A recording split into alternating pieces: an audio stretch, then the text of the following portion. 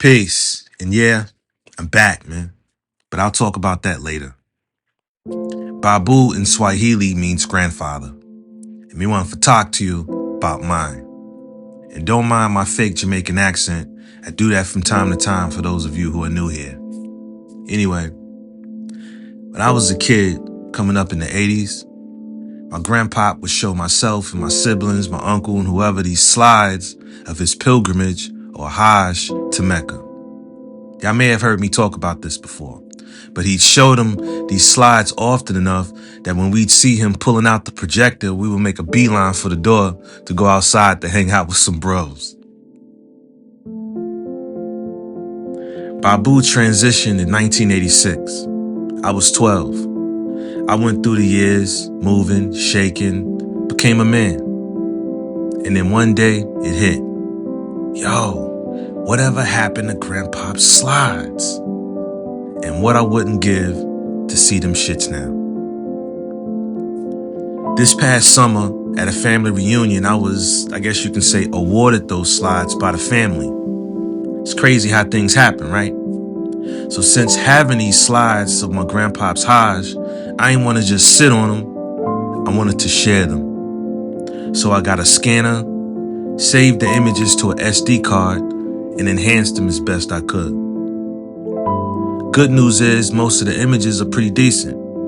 Bad news is my grandpop is in less than half of them, but some clutch ones nonetheless. My grandfather, James Abdul Aziz Shabazz, was born in Arkadelphia, Arkansas in 1915. Moved to Chicago in 1934 after graduating high school. He was attracted to the UNIA, that's the Universal Negro Improvement Association, founded by Marcus Garvey. But at the time, there were just a few members scattered here and there. In 1940, he heard about the Nation of Islam and was attracted to its teachings and joined that same year. In 1976, he made a tour of Mecca. I was 2. My sister Mariam was a year younger. By the time this article came out, my brother Aaron was born in 78. My younger sister Sajida wouldn't be born until 1982. I tried looking for the rest of this article that my grandpa wrote himself, but it's hard, man. One of the Honorable Elijah Muhammad's son changed the name of the Nation of Islam's newspaper, Muhammad Speaks, to Balalia News. It's right at the top of this article. See? November 3rd. But I ran into countless brick walls. So, this is what it is. But wait, let me back up real quick. I'm skipping something. My Babu and BB, grandmother in Swahili, were married in the 1940s, and my grandmother bore 6 children.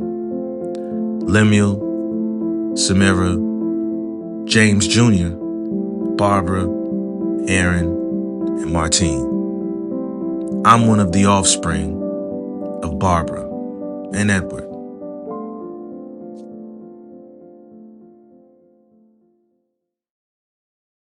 As per the article Babu wrote or typed, whatever, he went on his Hajj along with Wallace or Warif Dean Muhammad. I found him in a decent amount of pictures.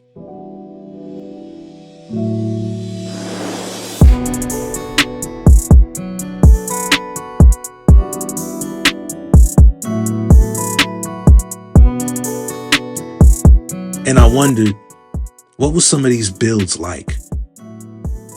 What were these builds about? I see here that there's microphones on deck as if the conversation's being broadcasted or being recorded for it to be broadcasted. It looks similar to another picture that I found on the internet. See? A microphone. Then more mics. Sounds like my grandpa was into speaking and in podcasts, looks like, before podcasting was a thing. Apparently he had something to say. Guess I do too. So look, I wanted to create a storyline with these slides, but all I can really do is speculate. Like here, It's extremely dope to see my grandfather in a special white garment consisting of 2 seamless sheets or toweling fabric of the ihram material. Ihram is a state of consecration assumed by Muslims on pilgrimage to Mecca. While ihram clothing is intended to make everybody appear the same, to signify that in front of God there is no difference between a prince and a pauper. Ihram also contributes to a feeling of unity that pilgrims have when they are in the city of Mecca. Muslim men typically wear clothing or traditional attire from their home countries. Women usually dress conservatively in long, loose-fitting clothing and cover their hair with the hijab rather than a loose scarf. These pictures seem to indicate that these sisters are in the ihram and not necessarily out and about in the Grand Mosque. This is where tawaf happens. That's the walk around the Kaaba 7 times. And the Kaaba, that's the black cube. And the walk is usually made side by side in crowded conditions. Now, I'm not sure if my grandpop did that. None of the slides tend to indicate that, but that could be what's happening here. I couldn't tell you. That is, however, par for the course when a Muslim takes his pilgrimage. And I don't see my grandpop going all the way there just to not go to the Kaaba and walk 7 times. So there's that.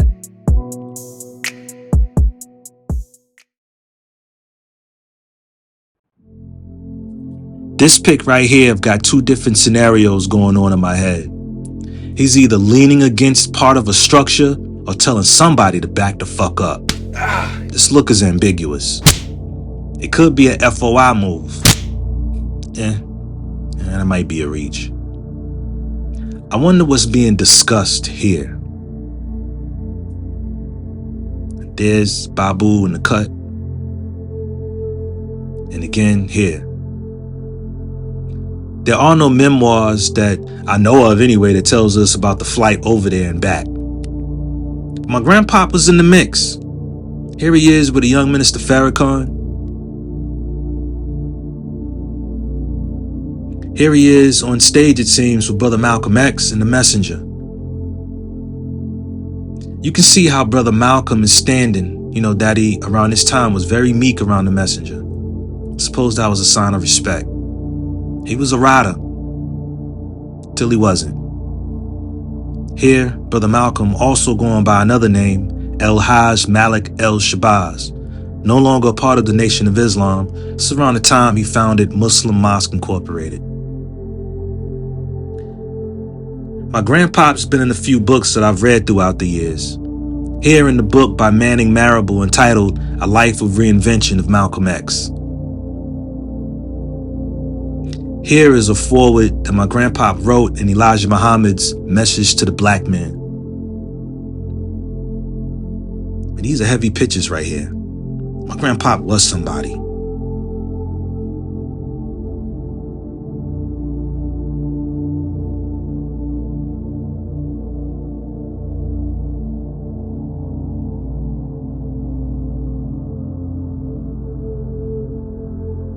He knew a bit of Arabic and could write it as well. He was a dean of boys, a minister, right-hand man to Elijah Muhammad for some years. The rest of the slides aren't the heaviest. It's just landscapes. I'm not sure what this structure is or if it's still being developed or a ruin. It doesn't look ruined. I couldn't tell you. And I had a difficult time finding out.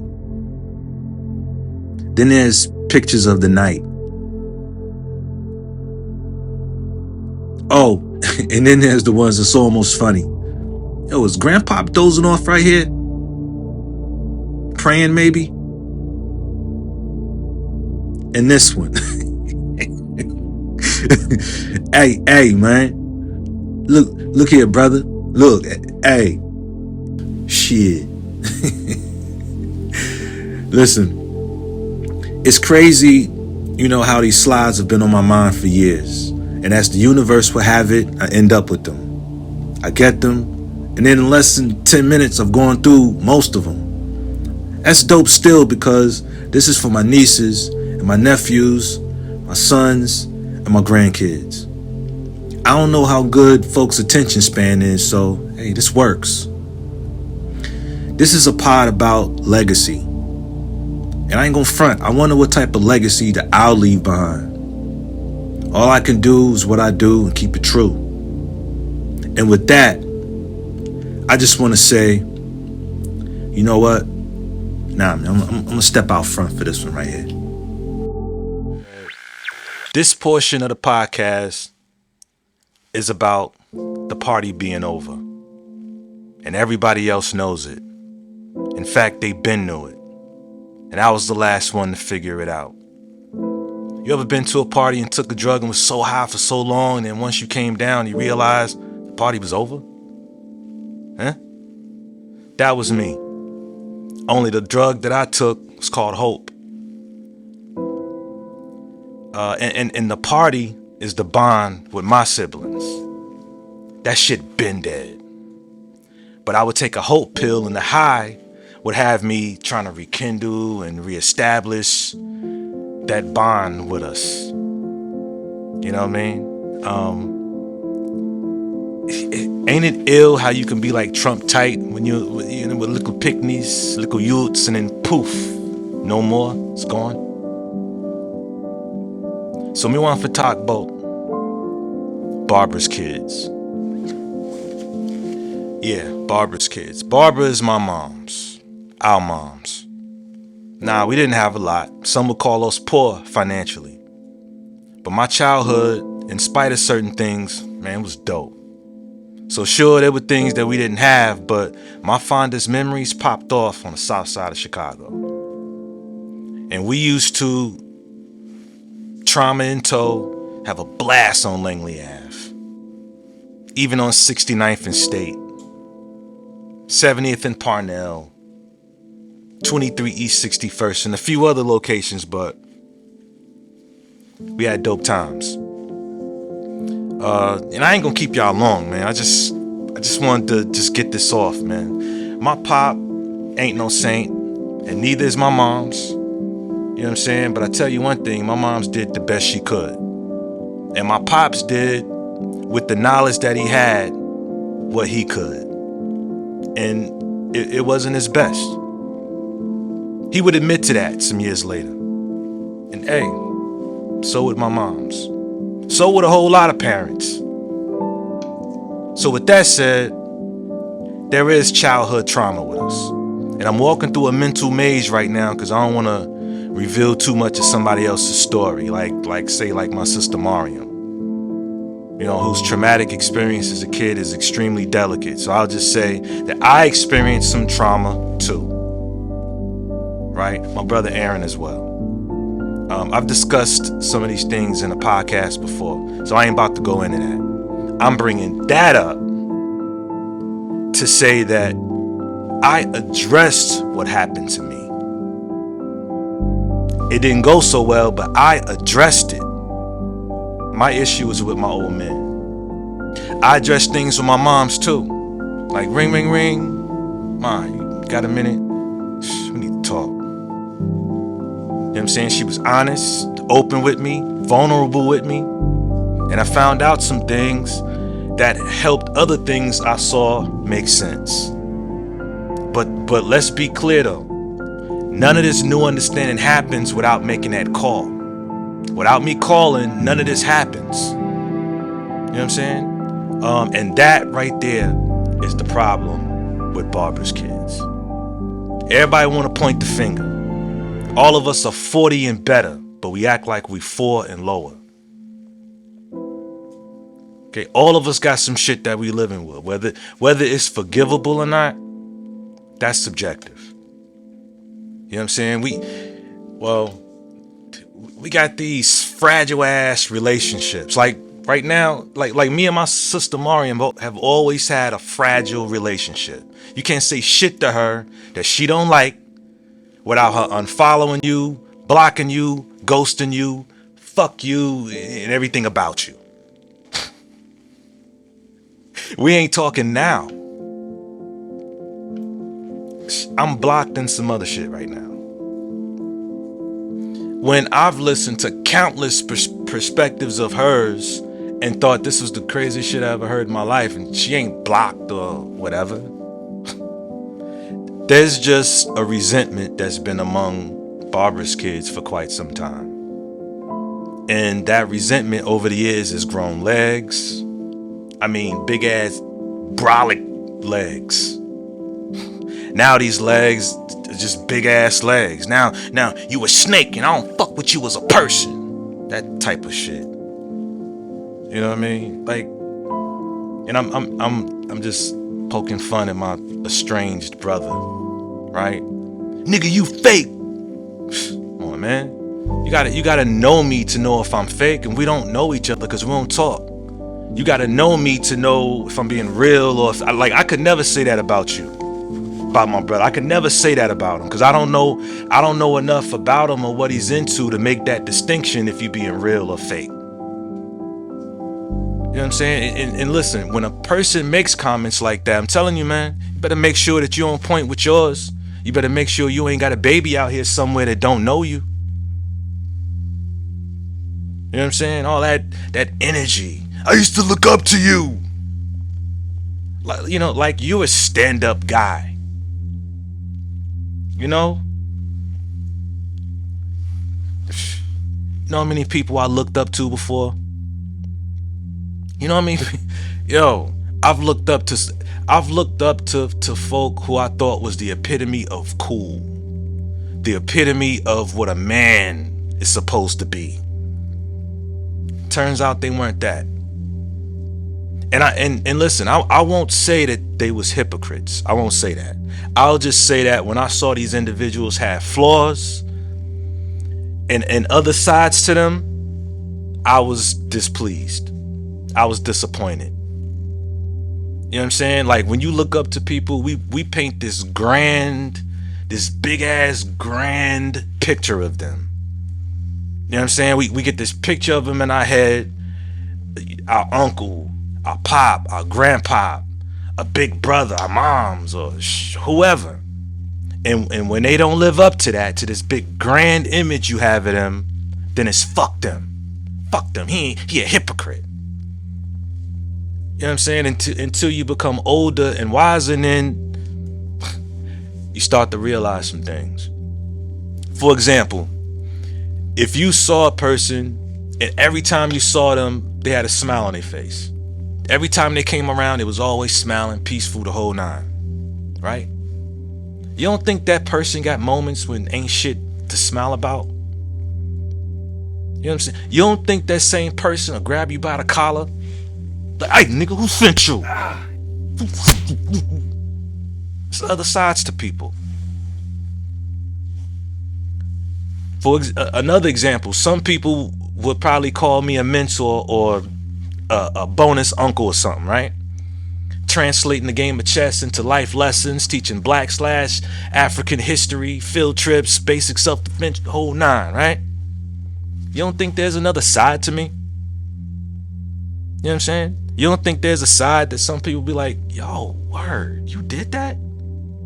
You had them many women? Word? Look, man, I'm being funny, but it could be anything. It could be anything. But see, listen, I'm about to get all philosophical and whatnot, right? That's the dope thing about life, right? Because once we realize that everybody that we looked up to was flawed, once you realize that everybody is going to disappoint you, your parents, your uncle, shit, even your fucking kids, that's the day you graduate and you become your own muse. I don't know about the disappointment in your kids or whatever, but definitely people we've looked up to. Once you realize that they flawed, that's when you graduate. You know what I'm saying? You become your own muse. You start thinking for yourself. And listen, while you're thinking for yourself, okay, the people you looked up to gave you some dope advice, some sound advice, and this, that, and the third. And some of them kind of went against some of the things they said they was about and the things they said a man was supposed to do. It don't make the jewels they dropped false. It's still a jewel. You just probably caught that man or woman or whoever at a moment in time when they was just off their square. It happens to everybody. It does. Not making excuses for nobody, but it happens. So all that I look up to you shit, maybe there was a big picture or something and I didn't live up to that. I don't know. That's really not my problem because we all 40 and better. And here's another thing, still on legacy and whatnot, right? I just found out not too long ago that there's a big difference between family and relatives. Right? And what's even crazier about that is that if there's anybody that would make some calls for me, kick down some doors and shit, like, where the fuck is my son? It's my pop. And that ain't no embellishment either. The irony of it. The irony of it all. The culprit of my trauma is family. Not active because I'm standing on principles, so I have not been maintaining that relationship. And to maintain a relationship is to talk and text, and I don't do none of that. I'm standing on principle. But if I'm being honest, I miss my pop. What does that make me? What does that make me? What does that mean? I don't know. But my last statement to my siblings, Barbara's kids, listen, man, I get it now. Don't nobody want to listen to Big Bro. I say we get together, link up. It could be in Chicago. We link up at Marty's crib. What up, Marty? And listen, we all talk that shit out. We talk it out or we fight it out. I'll supply the headgear, mouth guards, boxing gloves for everybody. And let's do what we need to do. And we don't come out of that space until it's all love again. Or at least some fucking respect. But nobody responded in the chat. But my sister Sajida, whom I got no issues with, at least not to my knowledge. Oh, and everybody gotta be sober. No swimming in brown liquor before you get there. Sober. Nobody said nothing in the chat. I hear what you're not saying. Listen, we're all 40 and better. Nah, nope.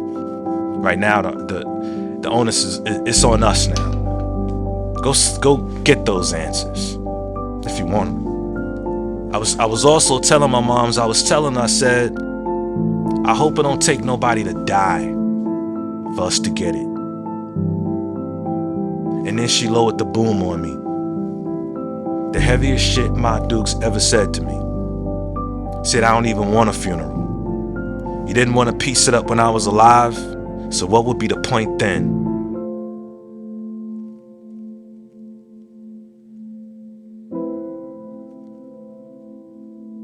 I'm leaving the party now, and I'm focusing even more on the legacy, on my legacy. And I hope that my grandkids, hopefully, would think that I'm somebody worth knowing about. Word. And to the spirit of my Babu, I sincerely want to thank you.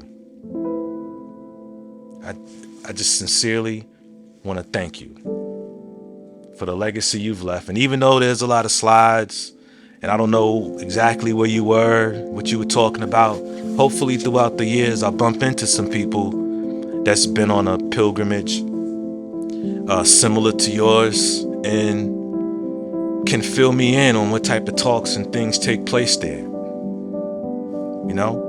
And it'll give me more insight in terms of what you was doing.